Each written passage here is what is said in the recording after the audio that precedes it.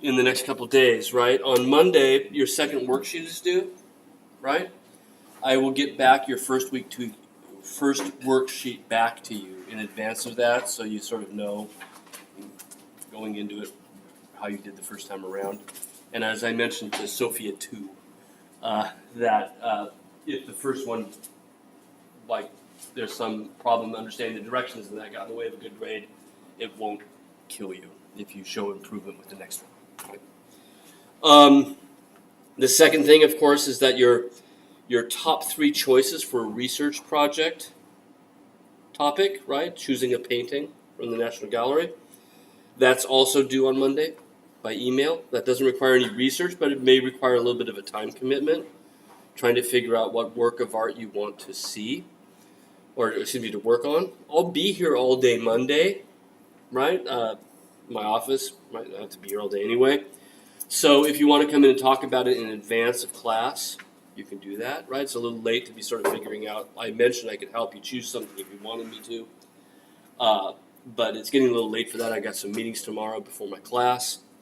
So that's also due on Monday. Sit closer. There's only 10 people in the class. So there's no reason to be in the back. And please take out your earbuds, right? You're in a class now, and there's no need to have those in. So you have 2 things due on Monday, one of which doesn't require any writing. Just think about what works of art you would like to work on for your research project this semester, and spend some time thinking about that. Keep in mind as well that your choice isn't written in stone. If you start to research the work that you've chosen, right, and all of a sudden you realize you don't like what you're finding and you think of something else you like better, it's perfectly okay to change your mind, right? The longer you wait to change your mind, the more you may indeed find that you put yourself behind the 8 ball by doing so, right? But it's important that you find something and research something that you have some initial interest in. Otherwise, the project will be not something you're doing for you, but something you're doing for me. And that's really not the way it should be. It should be something that you get something out of as well. So those 2 things are due on Monday. I would like you to try to get me your research project choices before class starts, just so I have an idea of where people are, right? Someone already has registered a topic with me. Somebody already chose Van Gogh's self-portrait, so he's kind of off the list, right? But I will try to get everybody their first choice, okay? And do that before class, and then the worksheet anytime Monday is fine, okay? The other due date is Thursday next, a week from today, is the 3rd worksheet on Jan van Eyck, okay? And that's up and ready. This weekend, I should get some more of the upcoming worksheets up and running, so that if you want to get ahead of the game, you can, right? You don't have to send them to me on the due date. If you want to send them to me as soon as you get them done, that's great, okay? But again, remember with those worksheets, it's about going in, using those online resources that we found for you, and using exclusively those resources to answer the questions that are there. And I wrote up the worksheets with the questions come up in the order of the reading, or if it's a video, the order of the time of the video. If I come a bit further forward, there's a lot of seats up here, and there are only like 10 or 11 people in the class, okay? And since we're going to talk about the stuff up front, yeah, thanks. And it's okay to sneak in. Okay, so those are our upcoming due dates. Make sure that you get these things in on time. And again, as it says on the syllabus, if you're going to be late with something, be responsible about it. Don't just come to me later and say, "Oh, here it is," and it's 2 weeks late, right? Tell me ahead of time if something's coming in late. All right? Okay, we left off talking about art in the city of Siena in the early 14th century. We began to talk about this movement toward a more realistic style that we often talk about as the beginning of the Renaissance, right? A rebirth of interest in ancient Roman culture, right? That's what Renaissance means. Rebirth, right? A rebirth of interest in ancient Rome. And for Duccio, his student, Simone Martini, for Giotto, who we looked at length a week ago, that you did for your first worksheet, the interest in ancient Rome was really an interest in realism, right? Trying to make things seem more 3-dimensional. make the picture seem not so much of a flat surface as an extension of space. Even though some of the more traditional elements have continued, the gold background, for example, continues from earlier works, right? But if you look at Simoni's work, there's even the front edge to that marble slab that the Annunciation is taking place on. It comes up and it goes down, right? So there's this attempt of sort of creating three-dimensional space, but mostly through the modeling of the figure in 3 dimensions, getting rid of those gold lines, those striations that patterned the robes of earlier works of art, right? Now, we left off talking about the fact that Simone Martini ends up playing a very prominent role in the ongoing development of art in the 14th and into the 15th century, because he moved from Siena around 1340, moved from Siena to the city of Avignon in the south of France. And the reason he moved there was to work for the papacy. The popes had moved to Avignon, right, at the command of the French king. This began in 1309, right? The King of France at that point really wanted the money that certain monastic orders had, particularly the Knights Templar, the Knights of the Temple of St. John. They had a lot of money because anybody that came to Jerusalem, they showed them around and they charged for it. The King of France wants this, and so he has the Knights Templar shut down, right, burned at the stake. Right? The cool part of the story I didn't tell you a week ago. So the head of the Knights Templars there, and he's dying, right, burning at the stake, and he curses the King of France. He says, your lineage will die out. That none of your sons will have a male heir, right? And they'll all die prematurely. And sure enough, it came true, right? You can't write this stuff. It actually comes true. All 3 sons have no male heirs. The 400-year dynasty of that particular family ends with the sons. They're known in France to this day as the cursed kings, the Rois Maudits, because of the Templar curse, right? Anyway, the King of France, after shutting down the Knights Templar, drives the Pope out of Rome, appoints his own Pope, and has him move to Avignon, right, to the south of France, basically to do the bidding of the French. When that happens, a huge court is set up, right? There are bankers, there are lawyers, merchants, right? People with money who are buying art. A new society that's very similar to what we saw in Florence and Siena. That is the scent that Simone Martini is following, right, as he goes to Avignon. He's going there to work for this new court that's been established there, right? And as he does, he takes this new realism that we saw with Simone Martini, that we saw with Duccia, that we saw with Giotto. That realism starts to spread through Europe, because that's the style of works that he's making for people around the papacy. Right? Other artists go with him. He's the most prominent. Once the papacy starts to get works of art that look like this, the French king picks it up, because the papacy's, he's the puppet master, right? And the French king is married, right, related by marriage, to almost every other royal house in Northern Europe. Modern-day Czechoslovakia, what was in Bohemia, right? Modern-day Belgium and Holland, which was then the Duchy of Burgundy, right? England, all interrelated one way or another. And the style just starts to spread because of these patrons who see something new and want something similar for their own court, right? So Simone Martini is a key player in this, right? He's the one that helps it to spread from Italy to France, and from France it spreads everywhere else. So here's a work of art produced in modern Belgium, in the Low Countries, right? And it shows the same scene that Simone Martini has shown. The Annunciation, the announcing of the birth of Christ from the angel Gabriel to the Virgin Mary. Same sort of setup. Angel comes in from the left, Mary on a fairly elaborate bench on the right, almost a throne, like the throne of heaven that we saw in other pictures that she sits on. Right?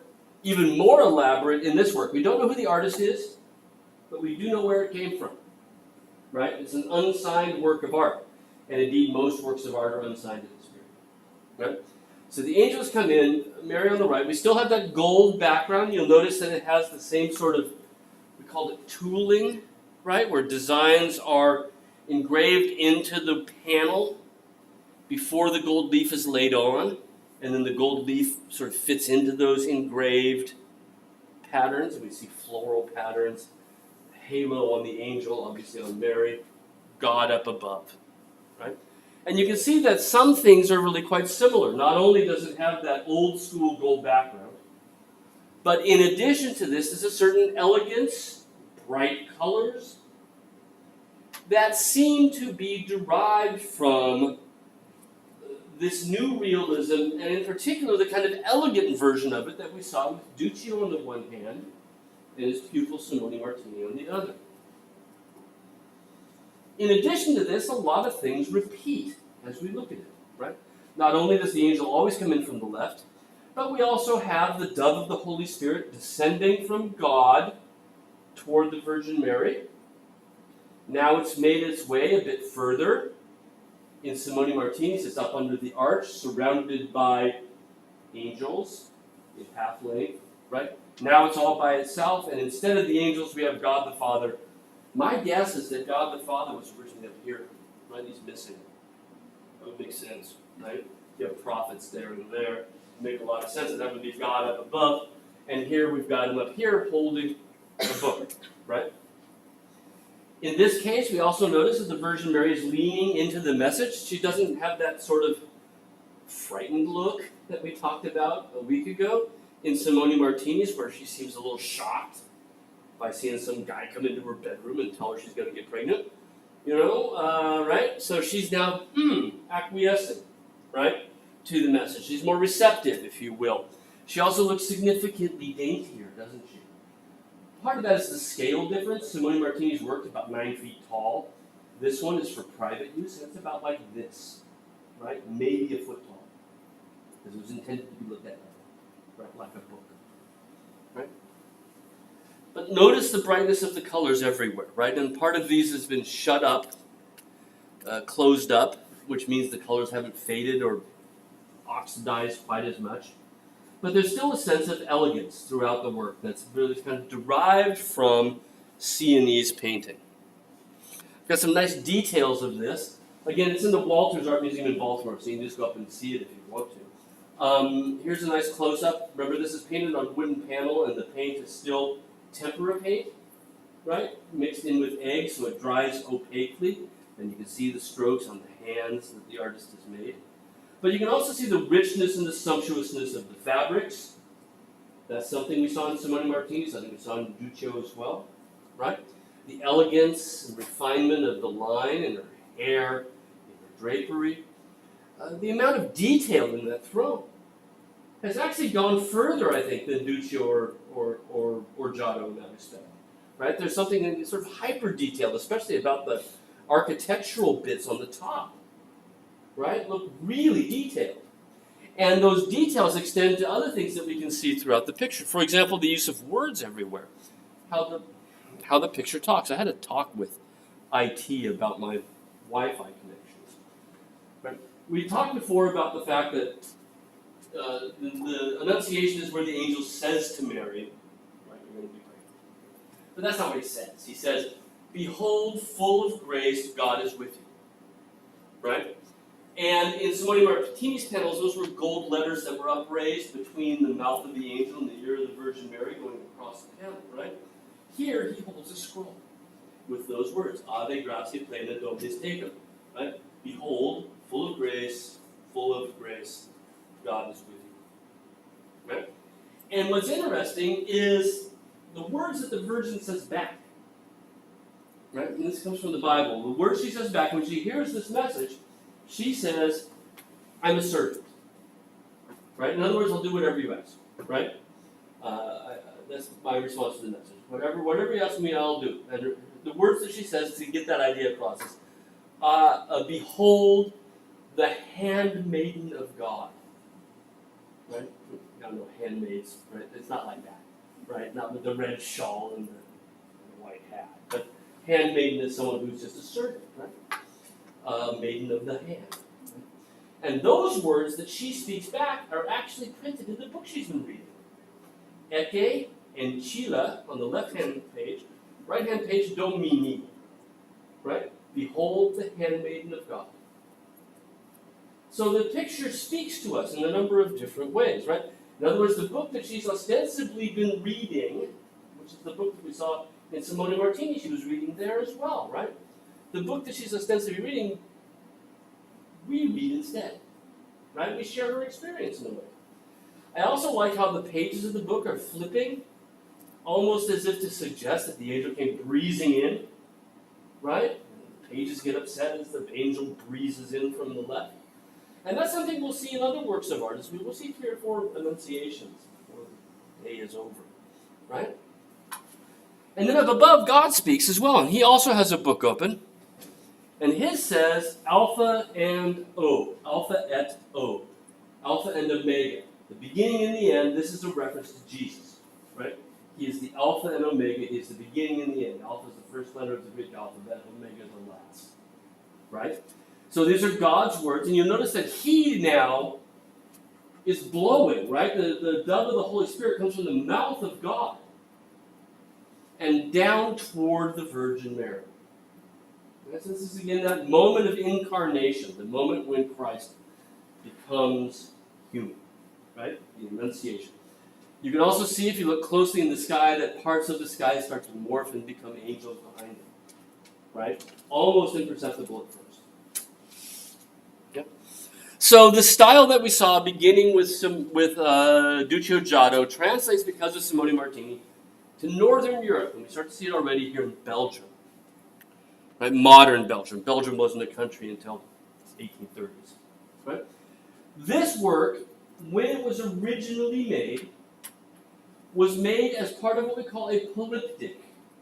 And we saw a diptych before, right? When we looked at Simone Martini, we saw a diptych. That's 2 wings. Something that you would fold up like a book, right, and look at privately before iPhones. Look and stare into this. A polyptych is multiple panels, anything more than 3, right? Poly-winged. Remember that ptic means wings, right? And 2 of them, the ones that I've highlighted in blue, are in Baltimore. The other 2 are over in Belgium. They're in Antwerp. Right? And this comes to the same reason we were able to get that Duccio, right? Somebody had this at some point, an art dealer had it, and thought, well, I could sell one work, or I could sell more than one work, right? So it was originally hinged, right, multiple times. Could fold up multiple different ways. And it tells at least 4 pieces of the biblical story. We're pretty sure there weren't any more than this, right? So our Annunciation is the first, and we have a nativity scene here. Notice there's Joseph, right? There's the Virgin, Jesus on the manger behind. It looks kind of like the way Duccio arranged it, right? Only this way rather than square, right? There's one of the handmaids helping Jesus. I love the ox and the ass are getting a little too close for comfort there, right? Crucifixion, we'll look at this. This one's over in the Walters. Last one, the resurrection. Christ coming back from the grave, sleeping guards around the outside. You'll notice that God is in the top of each one of them, holding up something and looking down and sort of talking to us as well, right? As if that gold background is like a curtain or something, right? Between us and the open sky, and in each of them we have these little heads of cherubs in the sky around it. As this folded up, right? The top 2 wings on the outside would have folded like this, right? And then the whole thing would have folded up again. Does that make sense? Clunk, clunk. And on the outsides of these 2 wings was originally painted as well. So that when you folded it up, you saw more seams. And again, our dealer sold them off separately, and they were pretty crafty, right? They would not only, break apart the hinges, but they would also sometimes saw the panel down the middle. Remember, it's on a wooden panel, right? And it's thick enough that you can shave it down the middle, and then you've got 2 paintings, right? So each of these, this was originally on the back of our Annunciation. Because as it flipped over, you would now see Christ being baptized, right? And on the right-hand side, as that one flipped over, you saw St. Christopher. St. Christopher is the patron saint of travel. Right? I don't know, they used to hang them in weird mirrors, right? But certainly that suggests to us that the owner of this probably traveled with it, took it with him as he walked around. Right? It became a sort of portable altarpiece that he could pray anywhere he might go. Because like I said, it's not that big. Right? It's portable. So that helps us to give us an idea about how it might have been used. And here's a diagram. Okay, trying. Here's, one more time. There. Here's a diagram of sort of how it unfolds, right? Just to give you a sense of what we've been talking about, right? You could stack it up like that. It would unfold once and then unfold the second time, right? And again, the whole thing could be packed up, thrown in your backpack, take it to school with you, right? Or wherever you might travel. So there they are in the museum. That's a photo I took. These are the museum's photos, which are better than mine. On the left, and here's the crucifixion scene. Right? So the second of the two that are up in Baltimore. And we can see Jesus in the middle, again talking by means of a scroll. God up above, words in his book that are legible. Down below Jesus, and Jesus looking toward God, right? Down below Jesus, two standing figures. Who do you suppose the woman on the left is? Mary, the mother of Christ, right? She's often standing at the foot of the cross, and in fact, when we look at crucifixion scenes, they're usually the same people always there, right? And the ones that are mentioned in the Bible as actually having been there. So the Virgin Mary, his mother, is one of them. And again, we talked with Giotto, well, the online thing talked about Giotto and how he's interested in the human interaction between the two of them. Here she's wiping her tears, but she's looking out toward us so that we might think, right, about how we would feel about all this too. What should a mother feel when she sees her son dead, right? I taught this last night with different paintings to another class, and I was talking about the fact that, my wife and I have not been fortunate enough to have children, but parents should never outlive their kids. I can't think of anything sadder than for a parent to watch their children die, right? I just can't think of anything that would be as sad as that. And I think our artists often know that and try to make sure that you recognize that too, right? That we take that home with us, as you will. And in this case, she's crying, downcast, and she's wiping the tears from her eyes. On your right, this is less obvious, but any guesses? Mary Magdalene? Except it's a guy. So, unfortunately, Mary Magdalene is a good guess, though, because she's often there. When we see Mary Magdalene, and this will be a nice little shorthand, when we see Mary Magdalene, she's always like waving. She's throwing her hands up, and she's redhead, and she wears, so is this, but her hair is much longer. She wears it down because she used to be a prostitute. That's St. John, right? One of the four writers of the Gospels, and in fact, in the Gospel of St. John, he's the one whom Christ loved the best. So says St. John. And therefore, he almost always appears next to the cross, right? Now, in medieval Renaissance custom, the right-hand side is the chosen side, right? It's the favored side. And in fact, in Latin and Italian, it's dexter is what it's called, right? And we use the term dexterious, right? When you have, if you're dexterous, it means you're good at something, right? You've got some facility, right? And ambidextrous means you can use your left hand as good as your dexter, right? You're ambidextrous. Both hands are like your right hand. The word for left was sinister, sinistra. Bad, right? So you can use your sinister hand as good as your dexter hand. You're ambidextrous, right? So that's John. That doesn't mean it's the bad side. It just means that the Virgin Mary gets the better one, right? Now, sometimes when we see a bigger crucifixion scene with crosses on either side, with the two thieves that are killed with Christ, we'll see that the one on his right side is the one that converts, and the one on his left side is the one that doesn't, right? Okay, so this is St. John the Evangelist. He's reacting in a different way, sort of more contemplative, right? He's still affected by it, but he's sort of pondering. And I think what our artist is giving us is two different ways to sort of react to the event as we look at the work. Christ's scroll, Eloi, Eloi, lama sabachthani, my God, why have you forsaken me? Those are Christ's dying words on the cross. So he's still alive, but this is literally the moment before he dies, right? And he looks up toward the heavens and he says, God, why have you forsaken me? But then the last words are, but, thy will be done, right? So it's this moment of slight doubt. And that's why he's not looking at the Virgin Mary anymore, but he's looking up toward God, right? And God holds a book, again with words in it that we're meant to be able to read. Ego sum via viras, right? And that is, what is it? I have to look this up to get it exactly right, because I always screw this up, right? I am the way and the truth, right? Ego sum via veritas. I am the way and the truth. So referring to Christ's character, right? Through Christ comes salvation.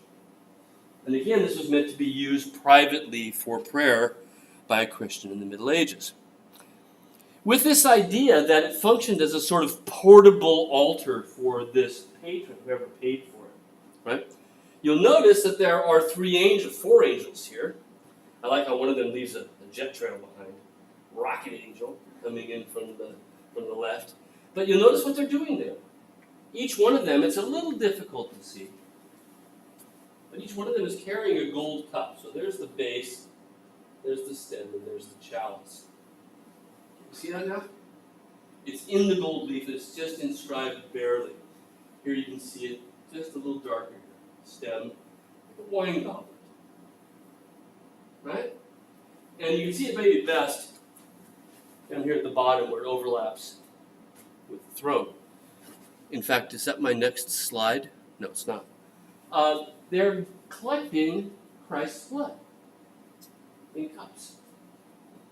And that is because when you take communion within the Catholic Church, right, when the priest blesses the wine, he tells us that this is the blood of Christ that is shed for you. So our angels are gathering the blood of Christ into wine goblets, making a reference for the viewer that viewing this object is very much like attending a Mass. Right? You're having a visual engagement that has some of the same salvation effect as actually going to Mass with this portable object that the patron carried around with him.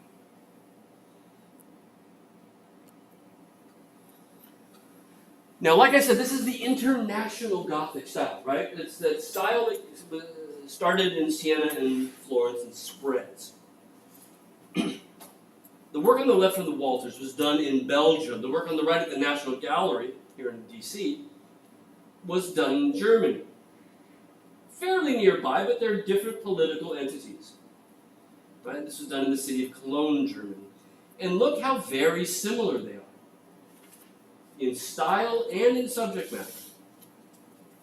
Same gold background, same sort of doll-like figures, very dainty fingers, porcelain-like faces. Same basic figures. God's gone now, and Christ looks towards the Virgin Mary. The angels are there again, and they again have cups that they are gathering Christ's blood into. St. John, on the right again, hair slightly longer, more like Mary Magdalene, right? That was the mistake that Dan Brown made. Made the exact same mistake. You ever read the Da Vinci Code or saw the movie? Yeah. Okay. He says that in Leonardo da Vinci's Last Supper, that the figure next to Christ over here on his right-hand side, the Last Supper, is Mary Magdalene, right? That was this big secret that leads to all sorts of stuff.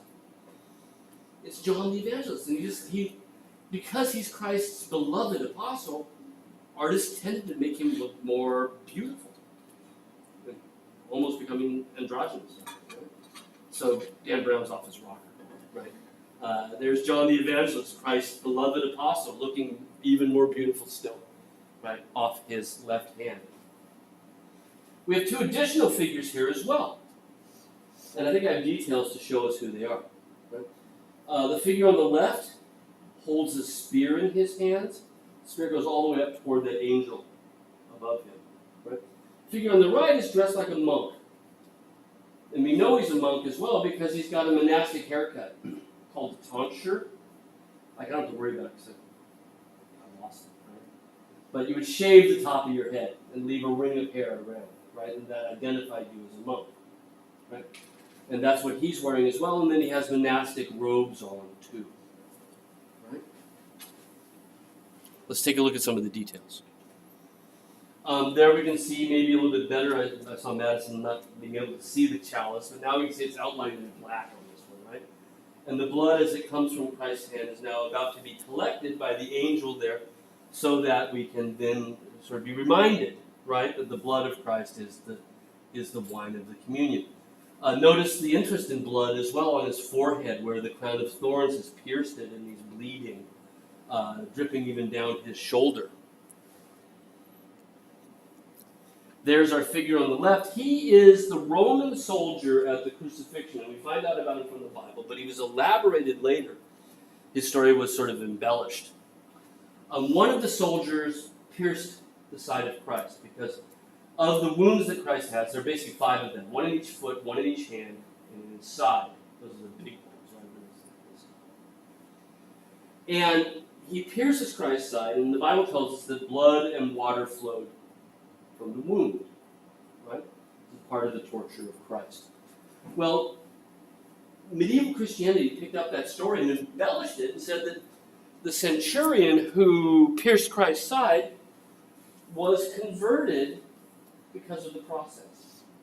After doing this, he realized that was the Savior, right? And turned his back on his evil, wicked Roman ways and turned instead to become a follower of Christ, right? Follower, right? Yeah, but you get the idea. Become a Christian. Yeah?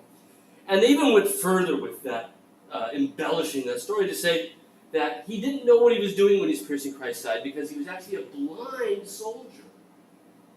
And that the way that he converted was that the blood ran down the lance and he touched his eyes with his bloody hands and he could miraculously see. And I don't know the degree to which our artist, we don't know his name, he produced a lot of works in Cologne, many of them showing St. Veronica. That's what I call the master of St. Veronica, right? I don't know the degree to which this artist is trying to make him look like someone who had been blind and now sees. But his eyes do sort of have that half-lidded look, as if between being closed and being open, which suggests to me that maybe that legend is part of what they're trying to depict.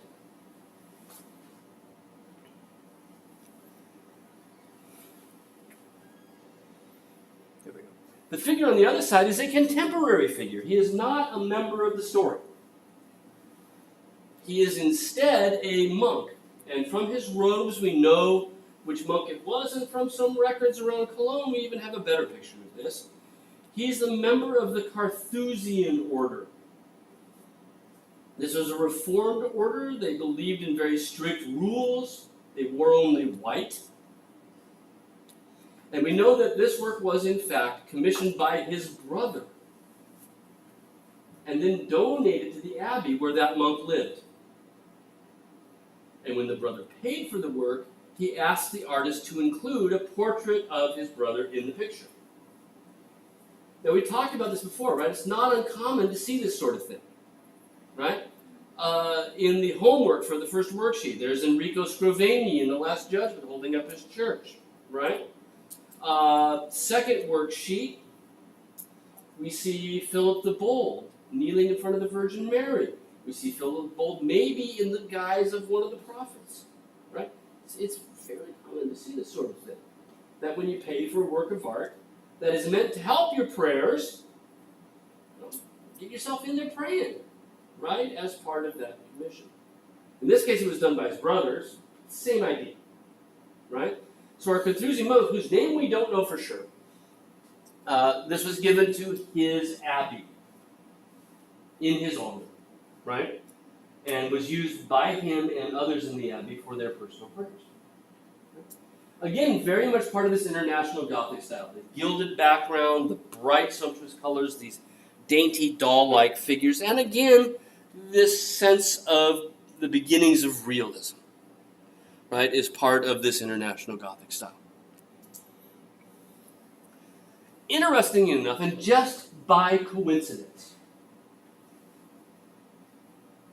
sorry about that, that's the wrong label. This is the Walters piece that we just looked at, right? The Walters Art Museum. Ignore the words at the top, right? This is that polyptych, right? This was also from a Carthusian monastery. And that's just a fluke, right? There's no sort of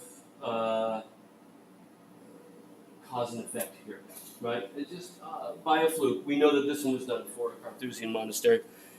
And we actually know which monastery it was done for. It was done for the monastery of Champmont, which is right outside of Dijon, right? This in France, eastern France, part of the Duchy of Burgundy. And we know who actually commissioned this work to be put at the monastery of Champmont. And his name was Duke Philip the Bold, the Duke of Burgundy. Now this comes up on the second worksheet, right? Because another work of art that he commissioned is also here. Duke Philip the Bold was not only the Duke of Burgundy, but he had married into other territories. So he was also the Duke of what is today Belgium and Holland, where this was made, right? And these artists would come and work for him. But because his territory was so large, he traveled a lot. He was always going back and forth between the different cities that he governed. And so our little traveling polyptych certainly would have traveled with him. But eventually he donated it to this monastery that he founded, he paid for, in Dijon, right? As one of a number of works that would have decorated it and be used by the monks that were living there, right? And we know from the collection records of the monastery of Champmont that that's where this thing used to live, right? Donated by Philip the Bold, right? Commissioned by him first for his own use, and then donated to the monastery. So, Dijon is here, the Duchy of Burgundy. He marries into this part of the territory, begins to connect these two different regions. But he's traveling a lot, right? From his court in Dijon to the other prominent cities, still prominent cities today, that were part of his realm. And our little polyptych would have traveled with him and then is eventually donated to this monastery outside the city of Dijon. Okay. So there's the County of Flanders. We'll be talking a lot about the County of Flanders, which came under his rule. And that's where the artist of that little work came from. The second worksheet has you dive into another work of art that Duke Philip the Bold paid for this exact same monastery. Right?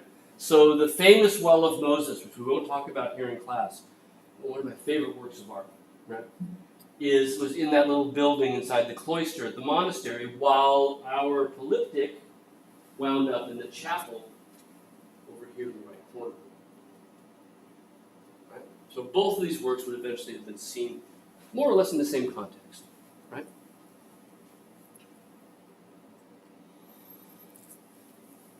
Now our last, I don't know why he's still up there. I shouldn't have his picture there anymore, but he's still there. The last part of International Gothic that we'll look at, the spread of realism away from Siena into Northern Europe, is a book that was made for Philip the Bold's brother, the Duke of the region of Berry, whose name is Duke Jean de Berry. Right? They are related by blood. They are both brothers. They are both younger brothers of the King of France, Charles V, if you're worried about that sort of thing. Right? Had actually figured out that France had gotten too big for one man to really rule well, and so he got his three younger brothers, and he gave each of them part of France to sort of govern underneath him. Right? Worked out pretty well because Charles V's son, who inherited the French throne, it always goes to the son, never to the older brother, or younger brother. His son turned out to be a nut job. I mean, quite literally insane, Charles VI. And it was under his son that Henry V, Shakespeare, right? Henry V invades France under Charles V's son, so it's under his uncle, right? So Charles V is remembered in French history as Charles the Wise, because he had given over parts of France to his brothers, which helped to keep parts of France still very, very French. So that when England invaded, right, Battle of Agincourt in 1415, right, Paris falls in 1420, a lot of the rest of the France remained French during that troubled time, because Charles V was wise. Right? Okay, Jean de Berry, younger brother of Philip the Bold. And he is a huge patron of manuscripts. He loves illustrated books. Now, the word manuscript simply means in Latin, written by hand. Manu is hand, script, right? Writing. Written by hand. And through the Middle Ages and even into the early parts of the Renaissance, one of the prominent outlets for artistic works, particularly paintings, and especially in Northern Europe, one of the primary outlets for paintings was in books. Luxurious illustrated books. Right? That served two different purposes. On the one hand, this is a prayer book. It guided the owner in what prayers to say on particular days of the year. That's great.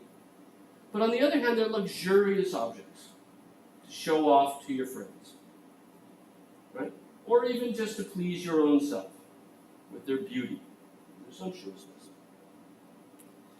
So the Très Riche, that simply means the very rich book of hours. Is hours. The very rich book of hours is one of at least 3, maybe 4 different books of hours that the Duke of Berry owned. Now, why would you want 4 of them if the function is the same in each one of them? To tell you what prayers to say on which day. You want 4 of them because you're a collector, right? Because they're sumptuous, they're beautiful, and they're signs of wealth to be shown off. So they had these 2 almost alternative purposes. Book of Hours, so that's what they're called. Now, it's called a Book of Hours. This is a prayer book. It's called a Book of Hours because in monasteries, monks prayed every day at particular hours of the day.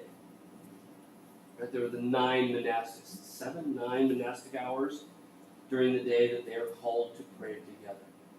So hours became a sort of shorthand for prayers, book of prayers. And what this book has, is a series of prayers to be said that are organized thematically. Right? But there's also at the beginning of the Book of Hours a calendar that tells us which of them we should say on which day. So you can read it in 2 different ways. You can read like a diary. Today is September the 6th, right? We look up September the 6th and find out what prayer to read. But we might find that the prayer for September the 6th is a series of prayers said to the Virgin Mary, and they're going to put all of those together, right? So you need something at the front, like a table of contents, to get you through them, to figure out from which of the groupings does the prayer for today come, right? That makes sense? Okay. Let's see how this works out. So there's Berry, right? Charles V, the king, is in Paris. Philip the Bold is here in Dijon.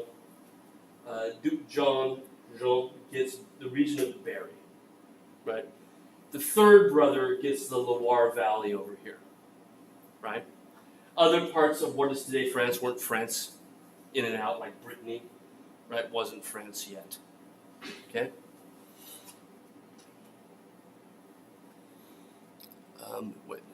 Right, so Charles V is the one who does all this. I got ahead of myself. There is Jean de Berry.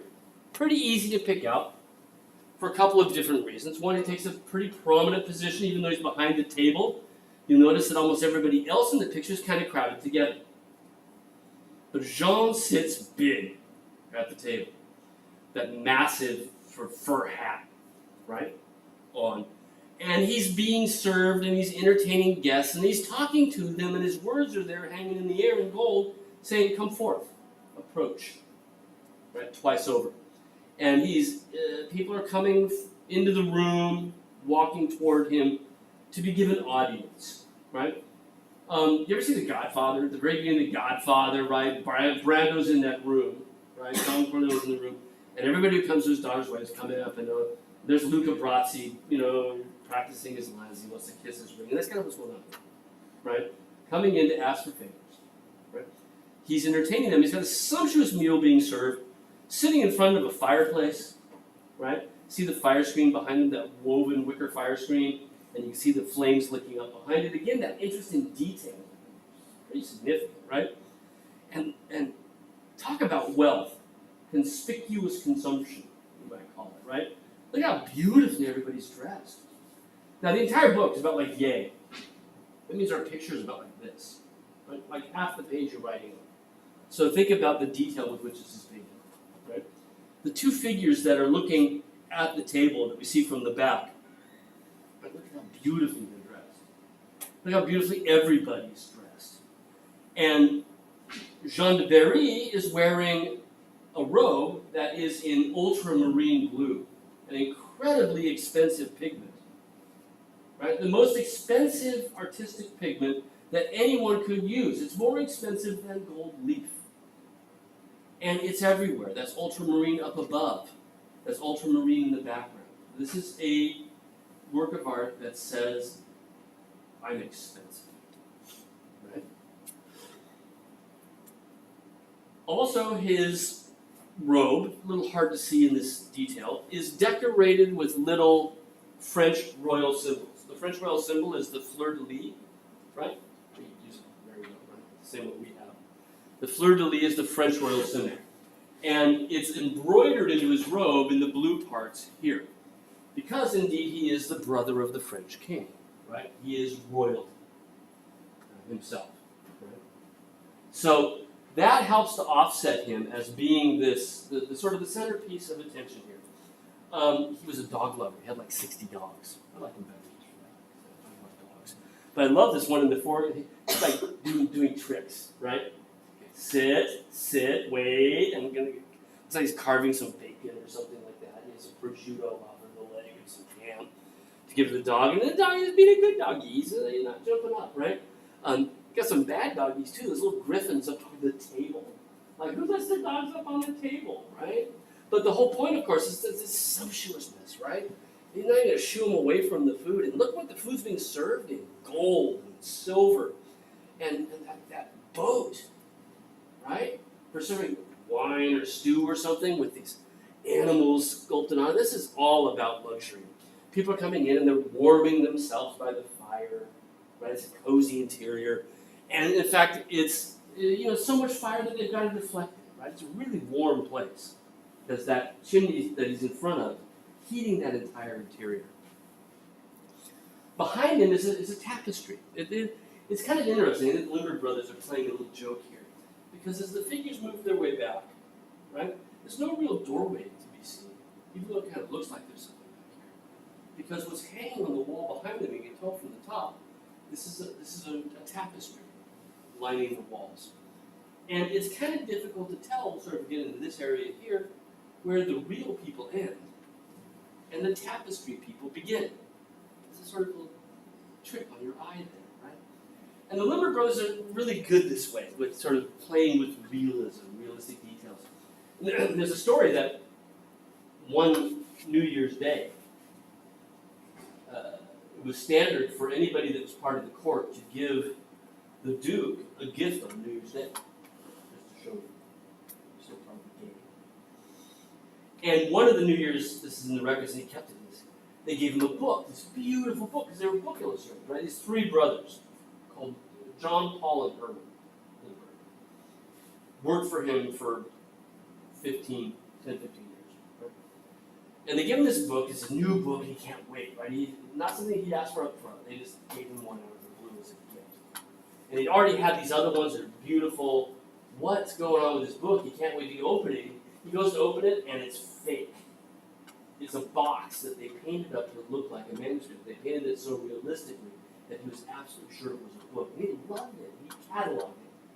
He put it in his library with all of his other books, and he even wrote it in the inventory.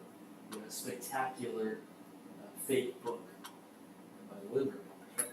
Right? And that same sense of realism I think we see here, right? That they're bringing to it, sort of magical, hyper-realism. Right?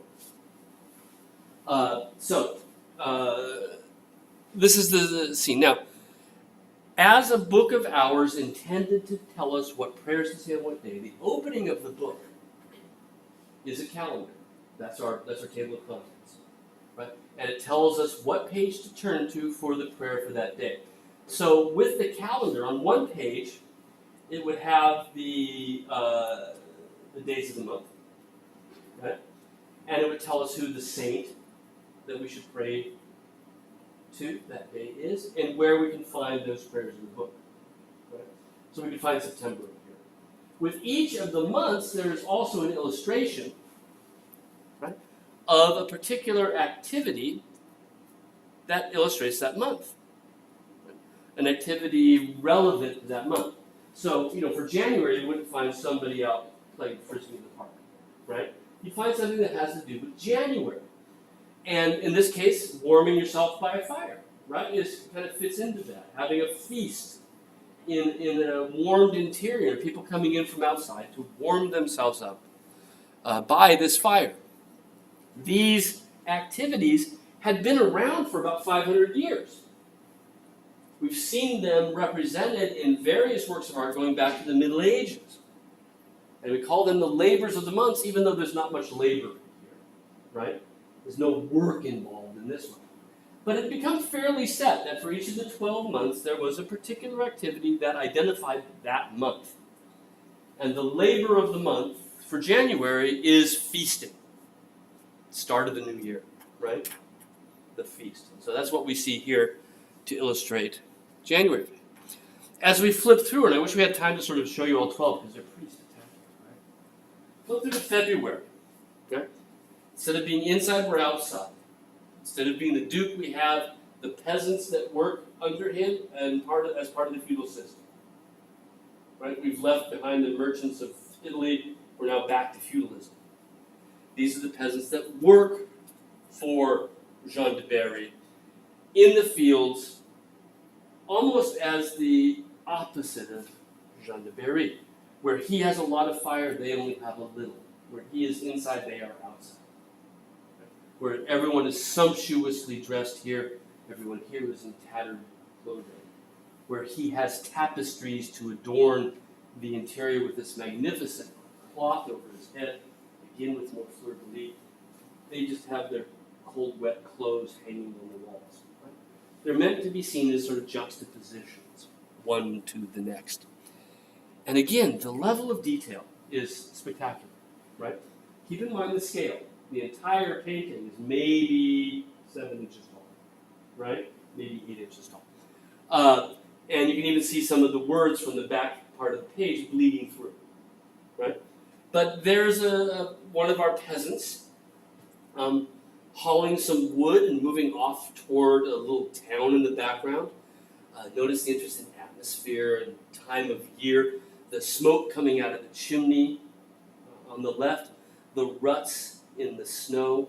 The Lindbergh brothers have spent a lot of time looking at the real world and trying now to replicate it. We saw realism being with Giotto. This is another level, right? Of really moving into extreme levels of realism.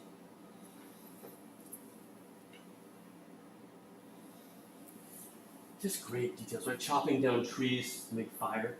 See the twigs down below, but also he's whacking at that train. We can see where it's broken apart. The figure down here huddled, and right, you can even see the steam coming out from, I think it's her breath, right? I love how the snow has gathered, the way snow really gathers on the top of these bundled twigs that make up part of the roof, right, on top of that thatched fence. They're somewhat impoverished. This is part of it. They're poor where he is rich. There's a hole in the roof. There's some seed down there that the birds are picking up. Right? Some of the wood that they've already gathered is also gathered some snow. here in the foreground. And the funniest part, saved for last, if we can get the Wi-Fi to respond, there we go, is our peasants inside, right? Notice again the opulent use of aquamarine blue, that expensive pigment we talked about. But there they are, and they're warming themselves by the fire as well, just like we saw in January. But they're lifting up their robes to do it because there's not enough heat, where he had ample heat, right? And look what happens when they do. Little peasant hoo-has out there, right? As they lift up their robes, we see their genitalia. Right? Can you make that out in the back? He's made a point of depicting one man's penis and another woman's vagina. What's the point of doing that? Well, they're peasants, right? They're of a different class. And nudity, at least at this point in history, is a way of debasing those figures, showing Jean de Berry that, yes, you are high class, January, right? They're peasants. This is what they need. This is where they belong, right? That it it supports, right? It girds the idea of feudalism, that peasants are peasants because they come from a different stock, right? They are of a different character. And this is a way of showing that, by showing them indeed debased in front of the Duke's eyes. Right. So, we're going to move now into the 15th century. We've already sort of begun to do that when we looked at the Limburg brothers, moving out of International Gothic into something somewhat different. Although most people categorize the Limburg brothers with the International Gothic style. We'd already started to talk about Duke Philip the Bold of Burgundy, the brother of Jean de Berry, right? These patrons in France driving the International Gothic style. We had mentioned how Jean de Berry had married into the County of Flanders. 1369, he marries the daughter of the Count of Flanders. Margaret is her name, right? Margaret of Maule. And by marrying the daughter of the Count, he becomes the inheritor of that Count's territories. So through that marriage, he comes into control of the region that was at that point in history known as Flanders. That is today basically Belgium, a little bit of northern France, part of Holland, right? But at the time known as Flanders. And it was an incredibly prosperous region. In fact, it was every bit as prosperous as Florence and Siena. And in fact, many of the cities here had the same number of independent, wealthy merchants as you might find in Florence or Siena. So we have cities like Bruges, which is not well known today, but was the second biggest port in Northern Europe after Paris. Right? Huge economic center. Ghent, next door, every bit as wealthy. Some people from Italy visited, and they said, we got nothing on these guys. They know how to live, right? They know how to do it. This entire territory was then inherited by Philip the Bold's grandson. Now, because they're related to the French throne, there's like way too many Charleses, way too many Philips, right? His grandson, confusing, is also named Duke Philip of Burgundy. He is called Philip the Good versus his grandfather Philip the Bold. And here's a portrait of Duke Philip the Good. We're going to be looking at art from this region during the time of Philip the Good. And what we're going to see as we look at this work is the kind of realism that we started to see coming out of the International Gothic style. Born with Giotto and Gucci. That sort of realism becomes extraordinary. We've already seen it begin to happen when we're talking about Jean de Berry, right? All of the artists that we've looked at during the International Gothic style, all of the artists after Simone Martini came from that region. The Limburg brothers came from right around here, right? That work on your right came from this region, even though it wound up here. This is where the primary artists working in realism around 1400 are coming from. Right, so Flanders. Okay, now One of my favorite works in the National Gallery. Just absolutely adore this picture.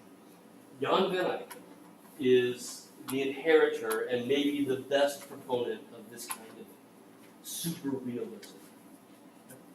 One of the great pictures in the National Gallery. I think it's on loan right now. I don't think it's available to be seen. I think we've loaned it to another museum for a little bit. Another Annunciations, right? Nice how that works out. We get to compare sort of how different artists do the same theme, so we can talk about what's different about them. Van Eyck had a job working for Philip the Good. He was what we call a court painter. The best analogy for being a court painter is to be a lawyer on retainer, right? Michael Cohen, the fixer for the president, right? You're paying attention to all of that. Yeah, he was on retainer. He didn't work for him every day, but he was given enough money that whenever the boss calls, you show up. And that's exactly the sort of job that Jan van Eyck had. Giving money to pay people to be quiet. He was painting, and the job was that when Philip needed something painting, Van Eyck would drop everything else and work for him. And in return for this, Van Eyck got not only to get a retainer, he got his rent paid for. He got all of the benefits of living at court if he wanted to. He had his own private house, but right, he could stay at court if he wanted to. He could come and go as he pleased.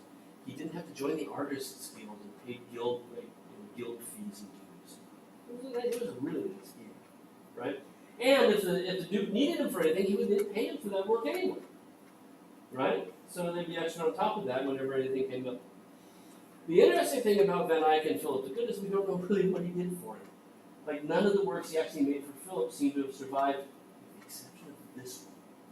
This one might have been made for Philip. We think, we don't have solid proof, but we have sort of enough circumstantial evidence to suggest that Van Eyck's work was made for Philip the Good. I got ahead of my slides here. I should always look at my notes. He's living in the city of Bruges, which we mentioned just a second ago. If you ever have a chance to go, one of the most beautiful cities in Europe, right? Well-preserved medieval town. This is where Van Eyck lives. This is where Duke Philip the Good has one of his many courts, one of his many castles, right? He keeps one in Dijon, he keeps one in Bruges, he keeps another one in Brussels, right? So this is where Van Eyck is living, working for the Duke. Let's see what slide is coming up next. We think it might have been seen at that monastery in Champmont that we talked about before, where the sculpture is, that's on worksheet 2, where that little polyptych in Baltimore was. This might have been there too. There's record of a triptych there with an Annunciation scene in one of the wings. And we're pretty sure that this work of art was in one of the wings of that triptych. Right? So there's the monastery of Champmont. We think it was, there. Right? There's the monastery of Champmont. We think it was originally in the chapel there, right, in Dijon, even though Van Eyck lived his entire life in Bruges. So originally, this is how the work would have been seen. Because it's so tall, narrow, that's an awkward proportion for a work of art from this period. But not if it's part of an altarpiece. What we call a triptych. Triptych, right? 3 wings. We've seen diptychs, we've seen polyptychs, here's a triptych. Right? A work of art with 3 wings. And so as an altarpiece, right, this would be set up, our work is about 3.5 feet tall, right? 40 inches or so. It would be set up at an altar, and the wings could move on hinges. And most days of the week it would be closed. And then opened only on Sundays. That makes it more splendid on the holy day. Right? Because of the way that Van Eyck has arranged this composition, there's a bit of perspective going back into space, but you'll notice it goes back toward the right. And we can see the left wall of this church, but we can't see the right wall. That leads your eye to the right. And that suggests to us that it would have been the left wing because then it guides you toward the center. The other 2 parts are lost. We have no idea what was there. Right? There are no other works by Van Eyck that are the right proportions to be either of those two candles. So just through time, they've disappeared. All we have left is this. But we think that this might have been made for Philip the Good. Some people have even gone so far as to suggest the face of the Virgin Mary is the face of Philip's wife, painted into the Virgin Mary, although there's no real good proof for that. Let's look at the subject matter. Let's look at what Van Eyck has painted here. Certainly it's more realistic looking and it's more detailed, right, than the other work of art from that same monastery. Right? So both these came from the same place. 25, 30 years between the two. Right? Angel coming in from the left, typical, right? Always comes in from the left.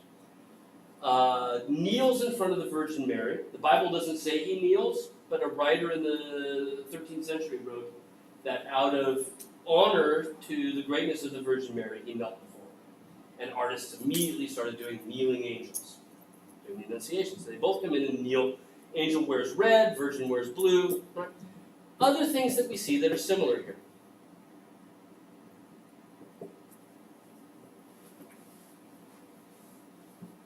Is the vision of God, is that in the window up there, is that God? That is interesting. Right? So God is now part of the architecture, right? The stained glass window. That's a great observation. I've got that sort of coming up. I thought I was going to surprise you guys. There he is. As opposed to just sort of floating up there, right? Van Eyck has made him a real part of the scene, the setting of the scene. Below God, right, there's the dove coming in, just like it does here, right, floating down toward the Virgin Mary. In both of them, right, see how the mouth of God in the Walters piece on the right, you can see I think we saw this in the detail too, you can see the lines of the breath of God coming from his mouth toward the Virgin Mary. Those same lines are actually coming through a different window up above, right? They're actually streaking in toward the Virgin Mary. There's 7 of them, which for Christians, 7 is kind of a heavy-duty number, right? 7 deadly sins, 7 cardinal virtues, 7 days of creation, yada, yada, yada, right? So he certainly not haphazardly chosen a number of gold rays. And the dove, the middle, right? She's not seated on a throne anymore, is she? She seems to be kneeling in front of a little table. But she is still reading, right? And her book is still there. We'll see a detail of this. The pages have just started to lift a little bit, right? They're not really flipping over like we have in the Walters piece on the right. Interesting is that the Walters piece seems to show her throne as if it looked like a church. It looks like church architecture. What Van Eyck does is to make this all take place inside a church. And he's gotten rid of the gold background and replaced it with this incredibly realistic interior. And I now want to look at some details and sort of see what Van Eyck has done here and how this realism that began with Giadio and Duccio has really taken off to become as realistic as anything we'll probably see in this entire class. There's the dove of the Holy Spirit. You can even see that there are frescoes on the wall of the church behind him. That's Isaac from the Old Testament there behind him. And here comes this well-modeled and chiaroscuro dove floating down toward the Virgin Mary. He's coming directly through a window, right? The light has come through this window. And this is an important thing, and one of Van Eyck's favorite metaphors. In medieval theology, there were often numerous attempts to try to explain some of the deeper mysteries of Christianity to people in ways that they could understand. Right? And so the Trinity, how can God be 3 in 1? Right? And sometimes they would use a candle. Right? A candle is a wick and wax and a flame. Right? But it's all candle. 3 in 1. One of the other central mysteries is how can the Virgin Mary be pregnant and still be a virgin? Central mystery of Christianity. right? And in the 13th century, one of the explanations that came up is that the Virgin Mary is, if nothing else, she is pure, right? Why we all often see her wearing white is she's totally pure. She is, in fact, they said, the vessel most pure, the purest vessel. In fact, they compared her to a goblet, a bottle, a container, right? And they went further and they said, well, if containers, if bottles contain things, and she's the purest bottle, can't light pass through the bottle and not break the bottle? Can't light pass through clean glass uninterrupted and leave the glass unbroken? And isn't Christ the light of the earth? Right? That became their explanation, that light passing through glass became a fairly standard explanation for the Annunciation. If light can pass through glass and leave it not broken, then Christ, the light of the world, can pass through the purest vessel, Mary, and leave her still intact. Van Eyck loves this metaphor. He uses it all the time. And we see here the closed window up above with a very realistic, three-dimensional, solid-looking dove coming through on light through a closed window and leaving the windows intact. In the same way, as it continues its journey, it will leave the Virgin Mary intact as well. Now, this is something that Eyck loves to do in his works, and a lot of artists in the 15th century do. They love to include details that look kind of mundane to begin with, but are loaded with symbolic content.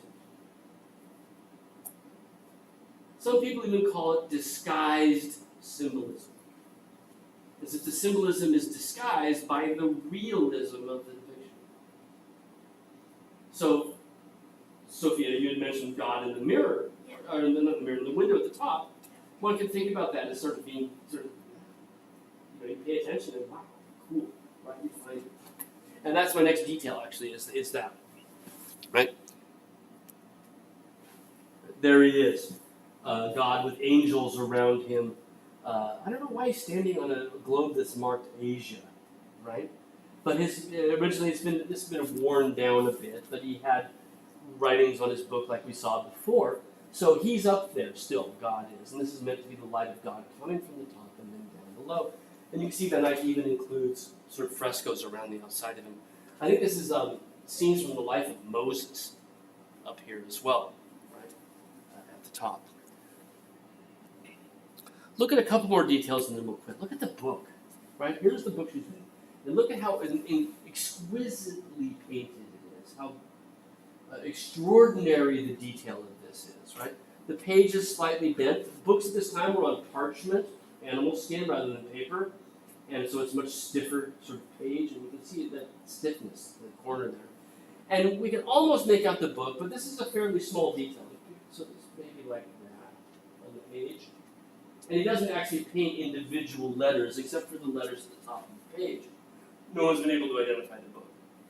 This is her expensive bookmark, right? It's got a rod attached to it with pearls on it that she puts in there. But extraordinary details sort of everywhere we look, right? He achieves these details because he's using a different medium. Van Eyck is using oil paint. So last week we talked about tempera paint, where the pigment, the dry material, is mixed into egg yolk, dries opaque, right? Can't see through it. Van Eyck is claimed to have invented oil paint. Now we know that's not true now, right? But at the time people thought he did, because he perfects it. And in oil paint, instead of taking the dry stuff, the pigment, and putting it in egg yolk, you put it in oil, linseed oil. And the great thing about it is two things. One, it dries more slowly, so you can blend it. Nice, right? Tempera dries quite quickly. The second thing is that when it dries, it's still slightly transparent. You can see through it. And that means Van Eyck, to build up the bright colors that we see, he can lay layer upon layer upon layer of oil glazes on top of each other, and allows the light to sort of almost like it's coming up from underneath the surface. So with the slow drying paints and these luminous surfaces of glaze, he's able to achieve these extraordinarily realistic effects. Well, look at the lights on the pearls. I defy Madison, you're my only art history student or art student here. Try to paint a pearl that looks translucent like a pearl, right? To where it has that glow that comes from within. And you'll notice that the lighting is consistent on those things, right? And it's interesting that the light seems to be coming from where we are, right? Upper right corner, hitting those pearls. Well, we'll look at more Van Eyck on Monday. We will continue looking at this picture, see some more details from it, as well as one other picture. Remember, on Monday you have two things to do. Email me your top 3 choices for a work of art from the list. And the second thing, of course, is the second worksheet. Third worksheet's due again next week, right? Thursday of next week. So if you want to work on both of the weekend, that's great. I'll take them early. For those of you who added late, make sure, for those of you that added at the last minute, that you're on top of the due dates and the things that are required of the class, because I'm not going to take class to go over it again. If you have any questions about it, come by my office, right? I'm just behind that wall almost all the time. Okay? Okay, we'll see you, have a good weekend, and we'll see you on Monday.